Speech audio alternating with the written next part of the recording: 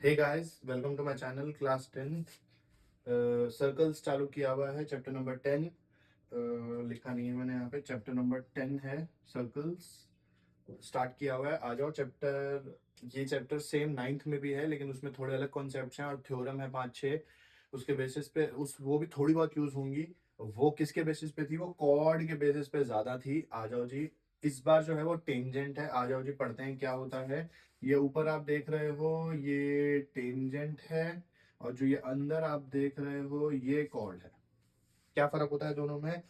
Cord इस circle के बीच से पास कर जाती है, और अगर मैं इस पॉइंट से इस पॉइंट तक की बात करूं, इस पॉइंट ए से इस पॉइंट बी तक की बात करूं, तो ये ए बी जो है ये कॉर्ड है। ये क्या है? कॉर्ड है। पॉइंट ऑफ कांटेक्ट दो होते हैं। हाँ जी, दो तरफ से काटती है, पॉइंट ऑफ कांटेक्ट दो होते हैं। Tangent on the other hand, ये सिर्फ सर्कल को टच करके निकल जाती है, और अगर टच करके निकल रही है तो इसका पॉइंट ऑफ कांटेक्ट सिर्फ एक होगा, और इस लाइन को मैं टेंजेंट बोलूंगा। ठीक है जी। पॉइंट ऑफ कांटेक्ट यहाँ पर मेन है। इस पॉइंट ऑफ कांटेक्ट के बेसिस पे ही बहुत सारे काम है। आ जाओ, क्या है आ जाओ मैं बताता हूँ। ये समझ आ गया ना? और इस कॉर्ड को अगर मैं सेंटर से दूर लेता जाऊंगा, तो ध्यान से देखो, सर्कल हमेशा सेंटर पे जो लाइन होती है वो हमेशा सबसे लंबी होती है, जिसको हम लॉन्गेस्ट कॉर्ड बोलते हैं, डायमीटर। जैसे ही मैं हल्का सा सेंटर से दूर जाता जाऊंगा, देखो ये कन्वर्ज कर रहा है अंदर की तरफ। कन्वर्जिंग का मतलब अंदर की तरफ जा रहा है, और अंदर की तरफ जाते हुए डिस्टेंस छोटा करता जाएगा, छोटा करता जाएगा, और एक लेवल पे बिल्कुल छोटा हो जाएगा। तो ये जो डिस्टेंस है, ये इस वाले कॉर्ड से, जो हाईएस्ट लॉन्गेस्ट कॉर्ड है, इससे छोटा होगा। तो जितना दूर जाता जाऊंगा सेंटर से, छोटा होता जाएगा। सेंटर पे रहूंगा सबसे बड़ी, ऊपर भी अगर जाता जाऊं तो छोटी हो। इस तरफ भी हो सकता है, इस तरफ भी हो सकता है। ये कॉर्ड के लिए था। और लॉन्गेस्ट कॉर्ड, जो लॉन्गेस्ट कॉर्ड होती है वो हमारी डायामीटर होती है। ठीक है जी। ये थोड़ा सा नाइन्थ का था। आ जाओ जी, टेंथ का समझते हैं थोड़ा सा हो अब। ये सारा हो गया, इसका काम नहीं था हमारा। अभी जो हमारा काम है वो टेंजेंट का है। किसका है? टेंजेंट का है। ये सेंटर को ध्यान रखना, टेंजेंट को ध्यान रखना। अगर मैं इसको जोड़ दूं, थोड़ी सी मेरी लाइन जो है वो थोड़ी सी, हम्म अगर मैं इस सेंटर ओ से इस पॉइंट ऑफ कांटेक्ट को, जहां पे टेंजेंट भी टच हो रहा है, अगर मैं इसे सर्कल पे जोड़ दूं, तो 10.1 10.1 क्या बोलती है कि line from the centre to the tangent is perpendicular to tangent. तो ये जो लाइन है ये टेंजेंट के परपेंडिकुलर है। क्या है? परपेंडिकुलर है, ये ध्यान रखना।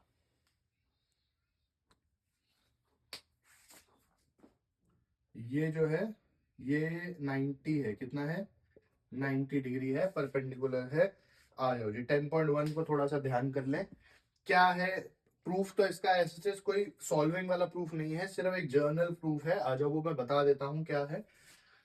ओ से अगर मैं अदर देन दिस कोई भी पॉइंट इस टेंजेंट पे लेता हूं, तो ओ से लेके ये पॉइंट जो सर्कल पे है, इसको हम रेडियस बोलते हैं।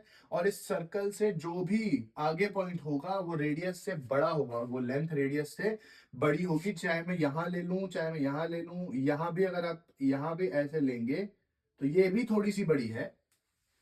और अगर ऐसा है, इसका मतलब जो इस सेंटर से इस टेंजेंट पे जो सबसे छोटी लाइन होगी, वो पॉइंट ऑफ कांटेक्ट सिर्फ यहीं पे होगा, पॉइंट पी पे मान लो।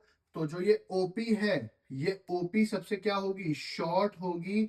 और एक लाइन सेंटर से शॉर्टेस्ट डिस्टेंस पे जो होती है, उसको आप परपेंडिकुलर बोलते हो, एल्टीट्यूड बोलते हो, हाइट बोलते हो। तो वो एल्टीट्यूड या हाइट जो है वो सबसे छोटा होगा। और बिल्कुल अगर आप बिल्कुल सीधा ऐसा कॉर्ड ले लो और सेंटर से लाइन बनाओ, तो वो बिल्कुल जहां पर सर्कल को टच हो रहा होगा ना, वो ऐसे आएगी, और ये बिल्कुल 90 होगा। इसके अलावा कोई भी मैं लेता हूं तो वो हमेशा इससे बड़ी ही रहेगी।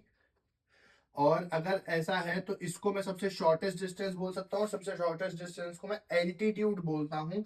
इसीलिए एल्टीट्यूड हमेशा परपेंडिकुलर होता है। सबसे shortest distance is always perpendicular. तो वो उसके बेसिस पे आपका जो ओ और पी है, इसके अलावा ओ एक्स भी हो सकता है, ओ वाई भी हो सकता है, लेकिन ऑब्वियसली ओपी छोटा होगा सबसे, ओ एक्स से भी और ओ वाई से भी। क्यों? ये मैंने रीजन बता दिया, क्योंकि ये जब इस टेंजेंट को टच करेंगे तो सर्कल से बाहर चले जाएंगे, और ये वाला सर्कल पर ही टच है, तो एक्सटर्नल पॉइंट हमेशा रेडियस से बड़ा रहता है। उसके बेसिस पे ये हमारा प्रूफ हो जाएगा। 10.1 लगभग खत्म है। आ जाओ जी 10.2 पे चलते हैं। इसको मैं हटा देता हूँ, ये इतना सा ही प्रूफ है और कुछ नहीं है। आ जाओ। ओ, ओ, ओ, ओ, ओ, ओ, ओ।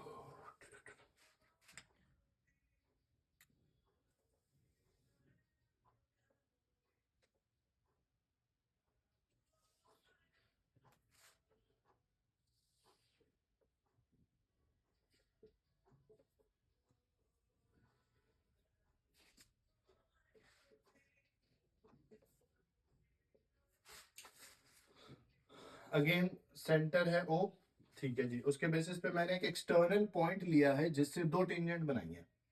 दो टेंजेंट है तो ऑब्वियसली अगर मैं इसको सेंटर से जोड़ूं, अगर मैं इसको सेंटर से जोड़ूं तो ये दोनों ही क्या होंगे, परपेंडिकुलर होंगे सेंटर के से जो लाइन आती है उस पे, रेडियस से।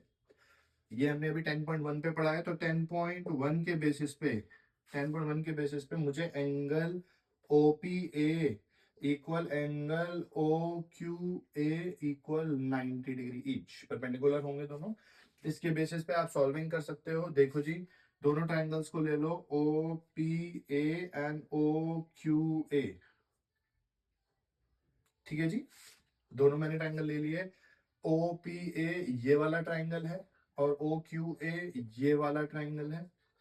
इसके बेसिस पे ये लाइन पे बट रहा है। उसके बेसिस पे अगर मैं इन दोनों को कॉन्ग्रेंट कर दूं तो कॉरस्पॉन्डिंग साइड्स एपी और ए क्यू इक्वल हो जाएंगे। आ जाओ, देखो जी, ओपी इक्वल ओ क्यू,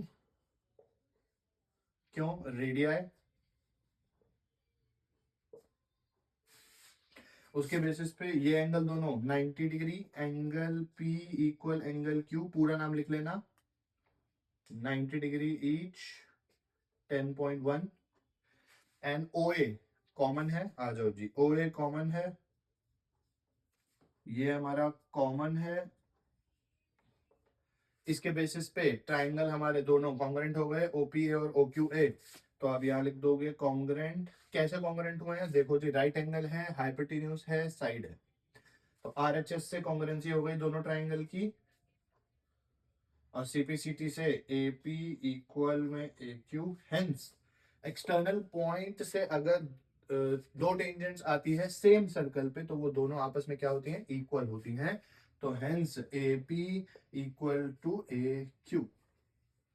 अगर समझ आ रहा है, प्रूफ भी है इसका, दे दिया। अच्छा लगा हो लाइक कर लो, शेयर कर दो दोस्तों को, और सब्सक्राइब भी कर लो, करवा लो उनसे भी, और बोलो बैठ के पढ़ लें। इसी दो थ्योरम्स 10.1 और 10.2, 10.2 में दोनों यूज है, उसी के बेसिस पे सारा कुछ है। बैठ जाओ, कर लो। Thank you.